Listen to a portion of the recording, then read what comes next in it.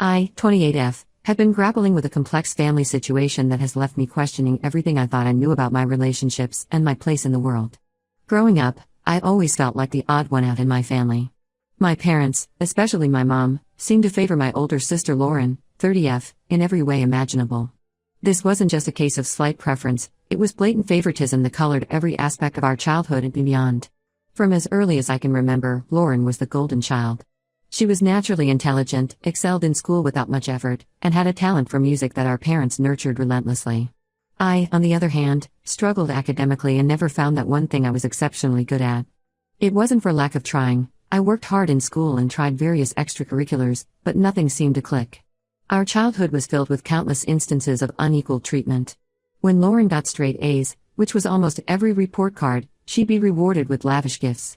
One time, our parents surprised her with a trip to Disney World just for maintaining her perfect GPA. When I managed to scrape by with B's and C's after hours of studying and tutoring, I'd be lucky to get a pat on the back from my dad and a distracted good job from my mom. The disparity in how we were treated extended to every aspect of our lives. For Lauren's 16th birthday, our parents threw her a massive party and bought her a brand new car, a sleek red convertible that was the envy of her entire high school. For my 16th, I got a small family dinner and an envelope with some cash. I tried not to be bitter, but it was hard not to feel the sting of being constantly overshadowed. As we got older, the divide only seemed to grow. Lauren breezed through high school as the valedictorian and got accepted to an Ivy League college. Our parents were over the moon, bragging about her accomplishments to anyone who would listen. They paid for her entire education, tuition, room and board, even a generous monthly allowance for expenses. I, on the other hand, opted for community college. It wasn't entirely by choice. My grades weren't good enough for a 4-year university, and our parents made it clear they wouldn't be footing the bill for my education anyway.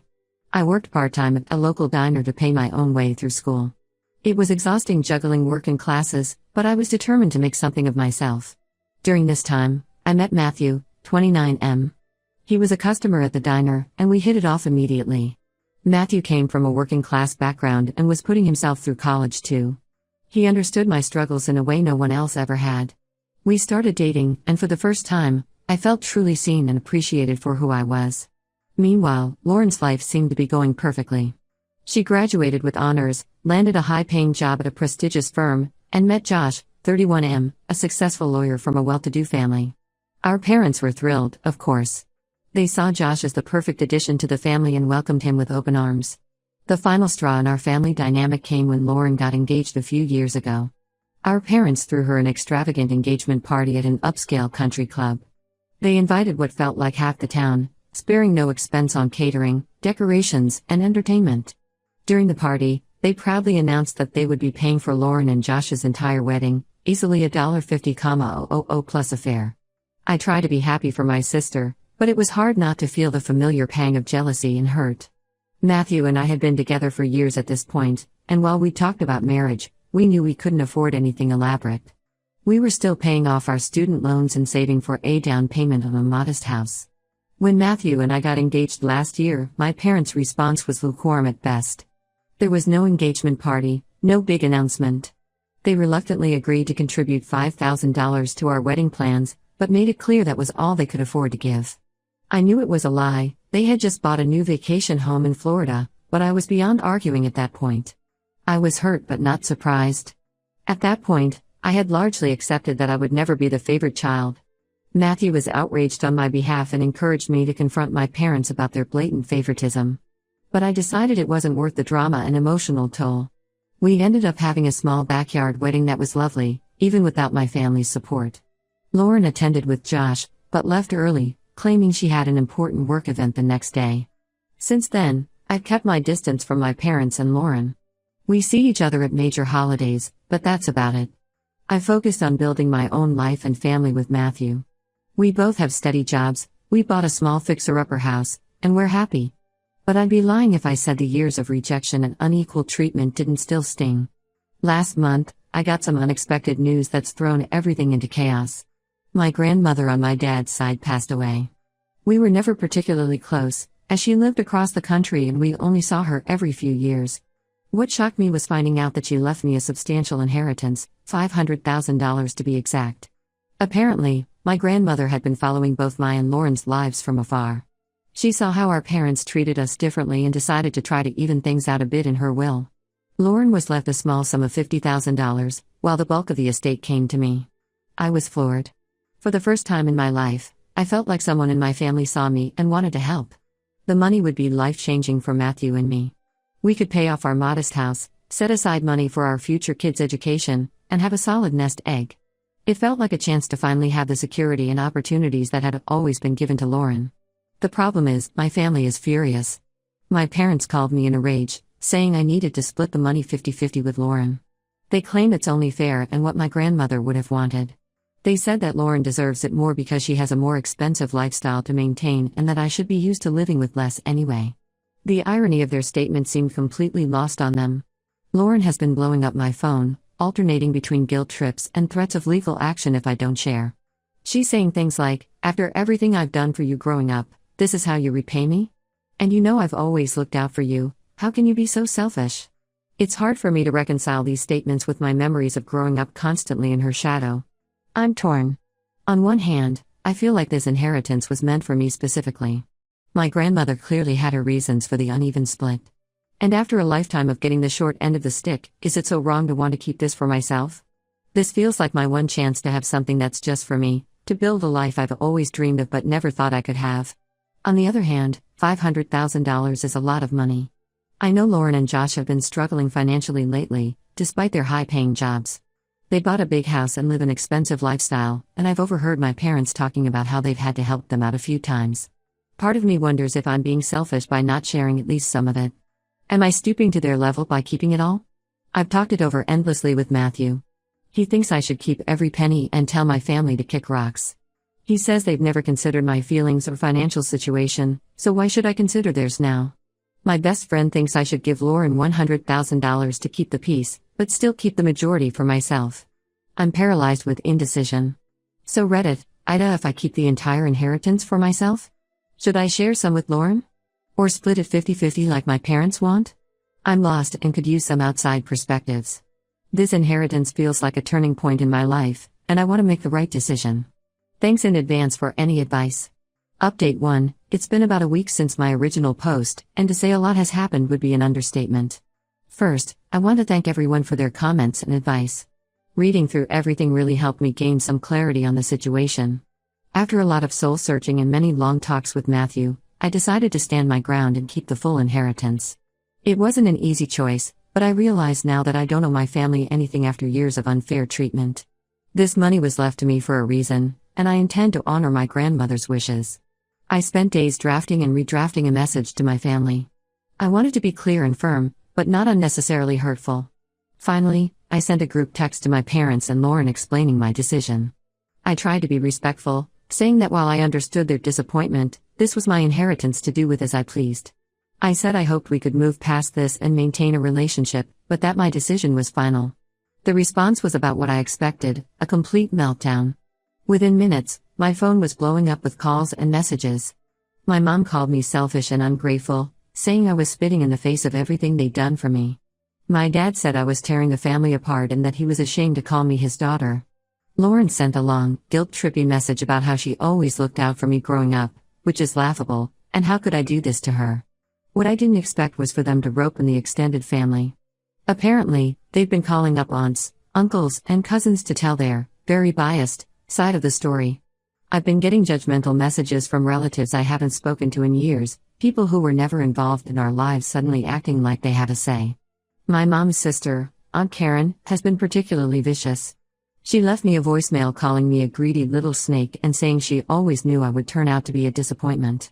This is the same aunt who forgot my name at a family reunion a few years ago, so her opinion doesn't hold much weight with me. The worst part is, they somehow got Matthew's parents involved.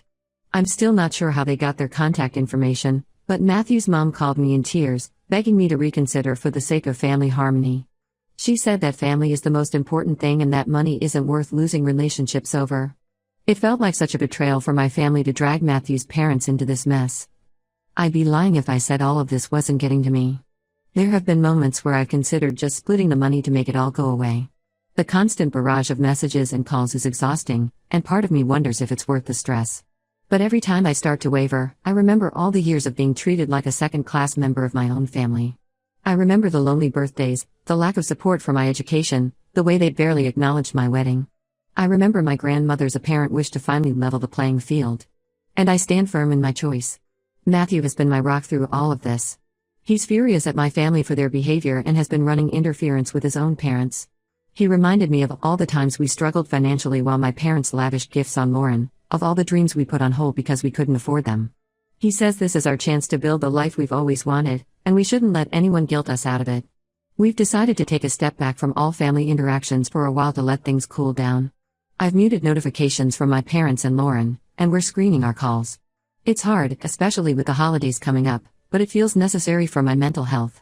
In the meantime, we met with a financial advisor to start mapping out how to best use the inheritance. It feels surreal to be having these kinds of conversations. We're looking at paying off our mortgage, which would free up so much of our monthly income. We're also looking at maxing out our retirement accounts and setting up college funds for our future kids. The advisor also suggested setting aside some money for a fun fund, something just for us to enjoy. Matthew and I have never been on a real vacation together, always too worried about money to splurge.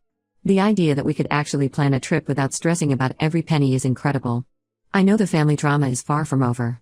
My parents and Lauren seem determined to wear me down, and I'm worried about what they might do next. But for now, I'm trying to focus on the positive changes this inheritance will bring to our lives. For the first time, I feel like I have options, like the future is full of possibilities instead of limitations.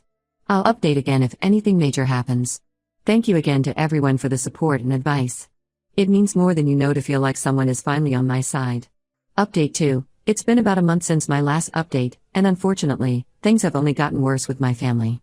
The constant barrage of guilt-tripping messages and angry phone calls finally pushed me to take more drastic action.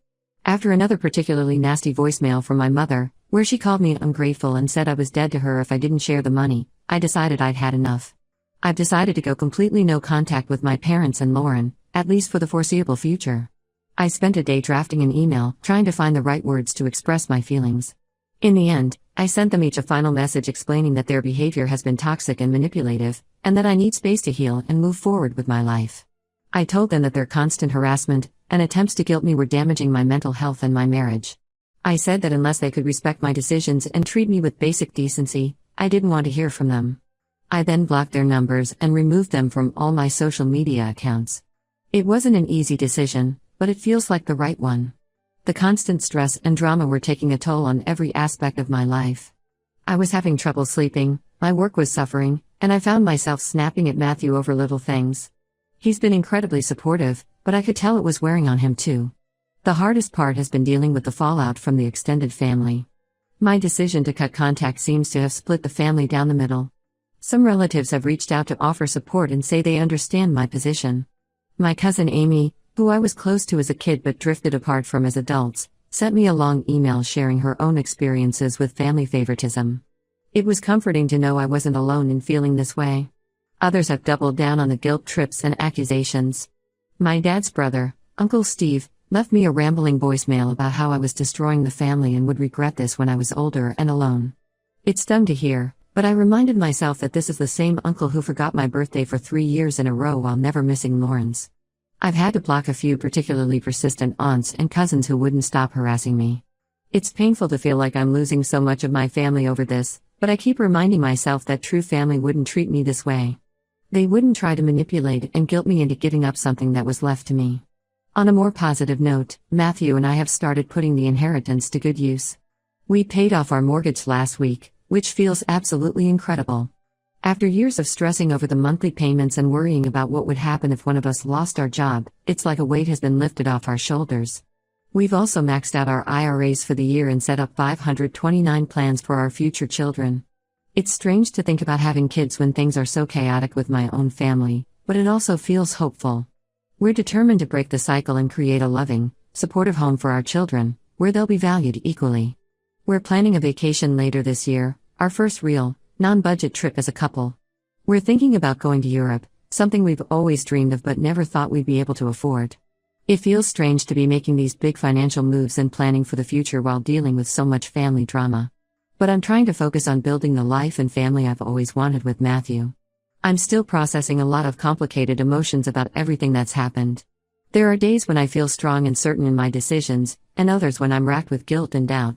I've started journaling to help sort through my feelings, and I'm considering finding a therapist to talk to. But overall, I feel more at peace with my decision than ever. I'm hopeful that with time and distance, I'll be able to heal from the years of unequal treatment and build a life filled with love and mutual respect. I'll update again if there are any major developments. Thanks again to everyone who's offered support and advice throughout this ordeal. Update 3. It's been about 3 months since I last posted, and I wanted to give a final update on the situation. A lot has changed, and not all of it for the better. The good news is that Matthew and I are doing well. We've settled into our newly mortgage-free life and are enjoying the security that comes with it. Update 3. Continued. It's amazing how much less stress we feel now that we're not constantly worrying about making ends meet. We took that vacation we planned, 2 weeks in Europe, and it was incredible. We visited Paris, Rome, and Barcelona, staying in nice hotels and enjoying good food without constantly checking our bank account. For the first time in my life, I felt truly free to enjoy myself without constant financial stress. We've also started talking more seriously about starting a family. With the inheritance, we're in a much better position to support children than we ever thought we'd be. We've been looking into local school districts and even started a Pinterest board for nursery ideas. It's exciting and a little scary to think about becoming parents, especially given my complicated family history.